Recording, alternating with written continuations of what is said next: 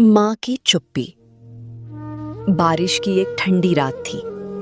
पूरा गांव अंधेरे में डूबा हुआ था। कहीं कहीं सिर्फ मिट्टी के घरों में जलते छोटे दिए दिखाई दे रहे थे। गांव के आखिरी कोने में एक टूटा हुआ घर था।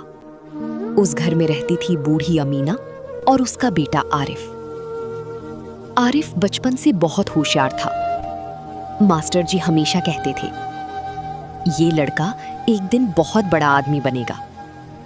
लेकिन किस्मत हर होशियार इंसान का साथ नहीं देती।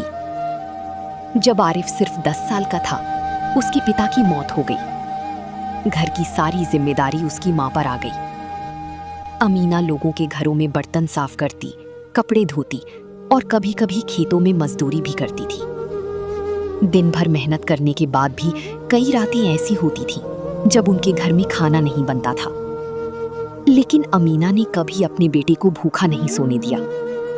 अगर घर में सिर्फ एक रोटी होती तो वो मुस्कुराकर कहती, मुझे भूख नहीं है बेटा, और खुद पानी पीकर सो जाती। धीरे धीरे आरिफ बड़ा होने लगा।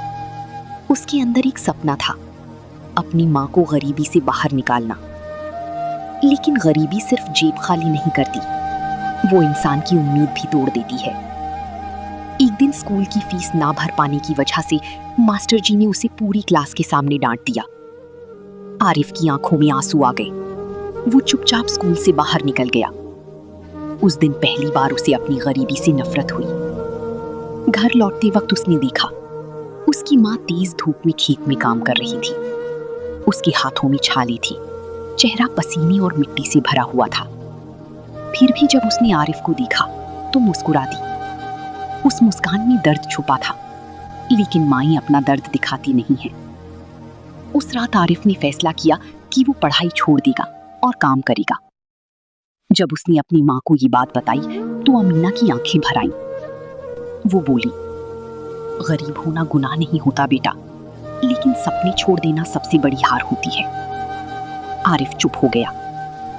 अगले दिन से वो सुबह स्कूल जाता और शाम को चाय की दुकान पर काम करता। दिन गुजरती गई। उसकी जिंदगी बहुत मुश्किल थी। सुबह पढ़ाई, दोपहर मजदूरी, रात को भूखे पेट नींद। लेकिन वो अपनी माँ की आंखों में सपना टूटते नहीं देखना चाहता था।